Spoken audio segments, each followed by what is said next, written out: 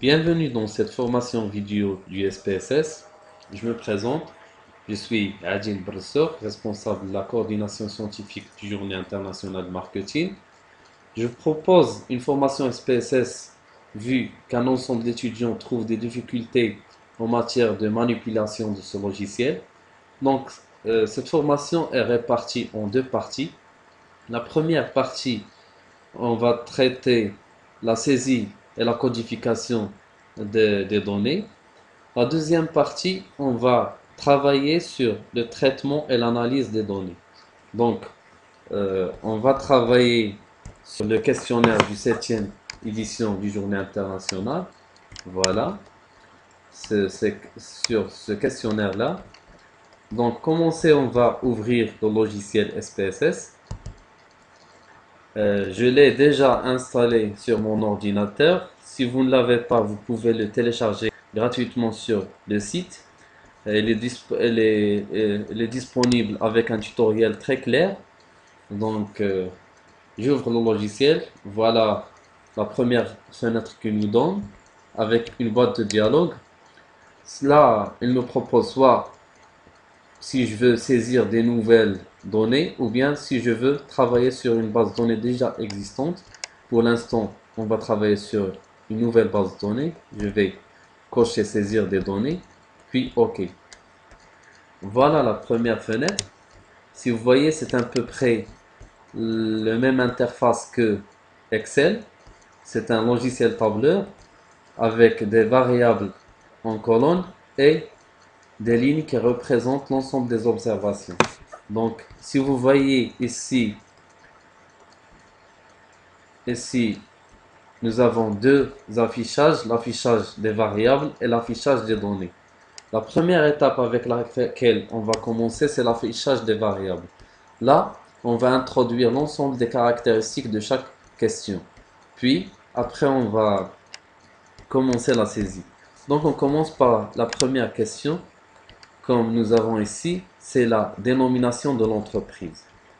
J'ouvre mon logiciel. J'écris ici dans le champ nom juste les abréviations de la question, c'est-à-dire nom. Une fois que je clique sur la deuxième cellule, vous voyez que l'ensemble des caractéristiques sont instaurées automatiquement. Donc je change ce type parce que dans la question nom, on va répondre en toutes lettres, donc c'est pas numérique. Je vais mettre en chaîne de caractères, puis OK. Pour la largeur, je vais remonter un peu parce que euh, le nom de l'entreprise peut être un peu long, donc il convient de mettre une valeur maximale. Je donnerai même 30 caractères. Pour le décimal, automatiquement c'est 0 parce que c'est chaîne. L'étiquette là, je peux écrire la totalité de la question. Ce champ-là, il accepte les espaces et les accents, contrairement au champ nom. Donc là, je peux écrire nom de l'entreprise. Voilà. Pour la valeur, je vais les laisser maintenant. Je vais revenir par la suite. Mon compte aussi. Pour la colonne et la ligne, ce sont des éléments de mise en forme.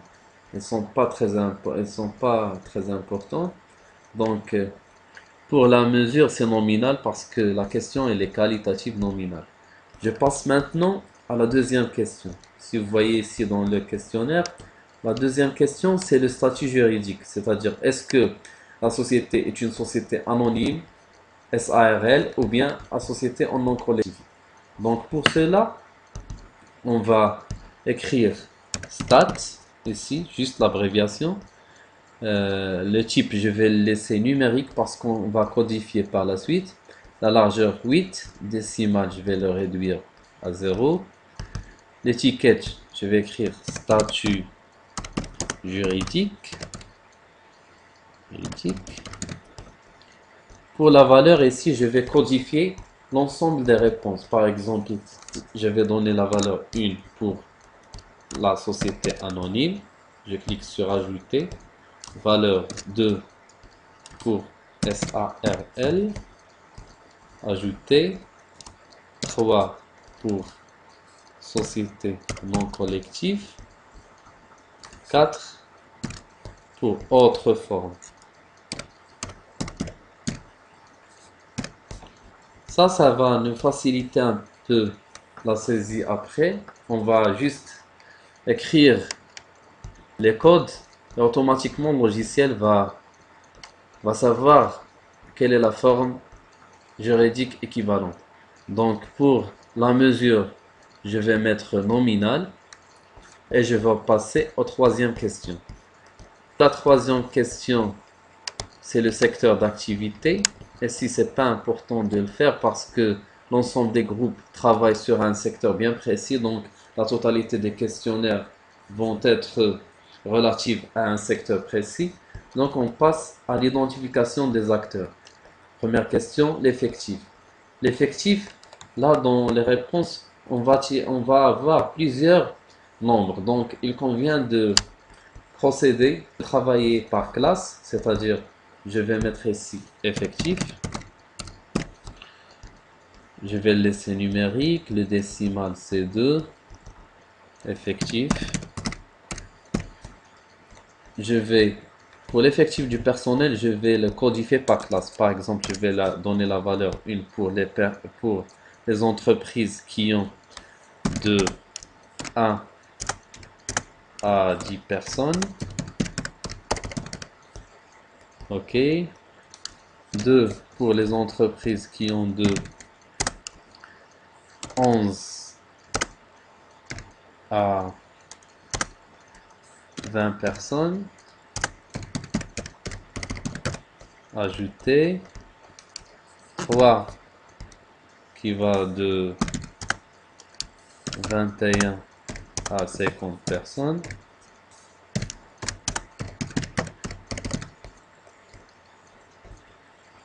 Quatre pour 51 et plus. Vous n'êtes pas obligé de respecter ces classes-là. Vous pouvez modifier les classes en fonction de votre échantillon. Donc, c'est pas une obligation. Et si je choisis ordinal, ça c'est une variable qualitative ordinale parce qu'on a procédé avec aux classes. Donc, on va ouvrir maintenant la quatrième question. Nous avons l'adresse, code postal, email. Pas la peine de les saisir sur questionnaire parce que ce sont des questions qui ont pour objectif la traçabilité du questionnaire.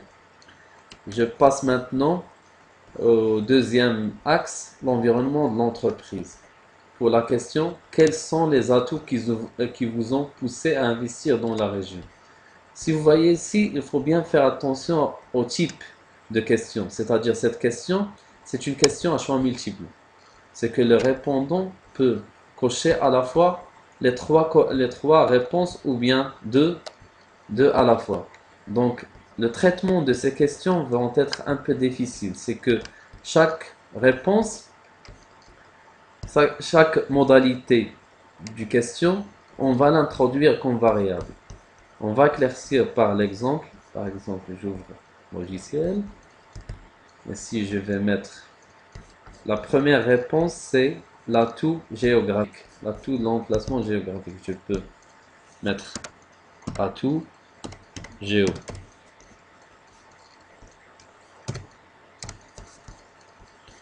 Écrire ici atout géographique. Le décimal, je vais le réduire. Et je vais donner des valeurs par mon compte. Ici, des valeurs. La valeur 1, je vais donner oui. Le cas où le répondant a coché cette question, je vais écrire 1, c'est-à-dire oui. S'il n'a pas coché, je vais écrire 2, c'est-à-dire non. OK, je valide par OK. Puis, c'est nominal. La même chose pour La deuxième modalité, atout ressources de la ville. Pardon.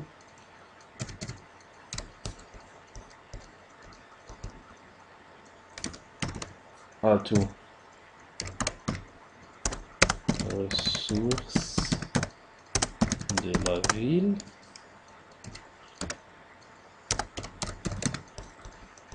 La même chose. 1 pour oui. 2 pour non.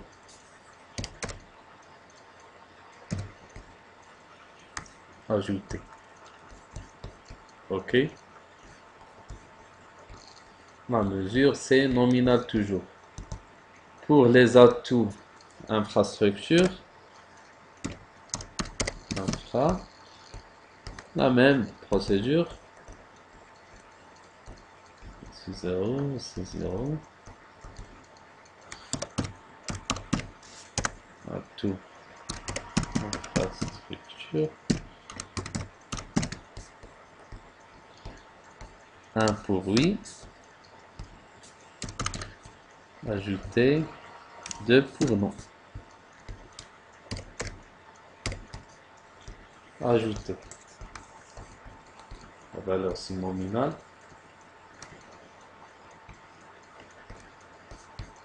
Donc, généralement, lorsque je clique sur affichage de données, vous allez voir ici, dans la tête du colonne, vous avez le nom de la question. Si je pointe le curseur sur le nom, vous voyez nom de l'entreprise. Stat, c'est statut juridique. Effectif, c'est effectif de l'entreprise. Atout géo, etc., etc. Donc maintenant, dans la saisie. La saisie, par exemple, on prend par exemple une entreprise qui opère dans le secteur touristique, par exemple n'importe quel nom, Maroc Voyage. Maroc Voyage. Cette entreprise est une SARL, donc je vais écrire 1. Je vais écrire 1. Pour l'effectif, je peux dire qu'il est compris entre 1 et je dirais même 50 et plus, donc je peux écrire 4. Pour l'atout géographique, supposons qu'elle accroche par exemple ces deux questions, ces deux premières réponses, et la troisième, elle n'a pas coché. Donc, la saisie, je vais être ici oui, c'est-à-dire 1, la deuxième 1, et la troisième non. Si vous voyez ici, c'est simple dans la saisie. Il faut juste écrire les chiffres. Si vous voulez voir les lettres, vous pouvez cliquer sur cette icône-là, étiquette de valeur, et automatiquement, elle va se transformer en lettres. 1, c'est l'équivalent de SA, et si 4, c'est l'équivalent de 50 personnes et plus, 1, c'est l'équivalent de oui, oui, non, etc., etc.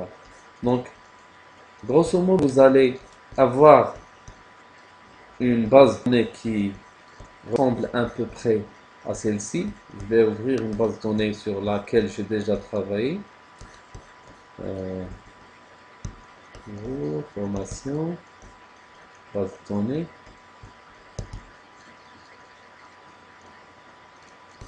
Donc, je passe à l'affichage des variables. Voilà l'ensemble des codifications des questionnaires. Donc, cette base de données, vous pouvez la télécharger sur le site.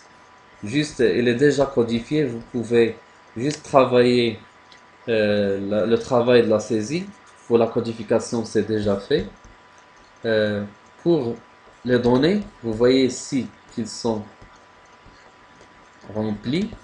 Je peux voir les codes comme je peux voir les caractères. Donc ça, c'est la démarche de la codification et la saisie des données questionnaires. Cette formation a touché la fin. On se retrouve dans la deuxième partie pour l'analyse et le traitement des données. Merci pour votre attention et à tout à l'heure. Ouvrir une base de données sur laquelle j'ai déjà travaillé.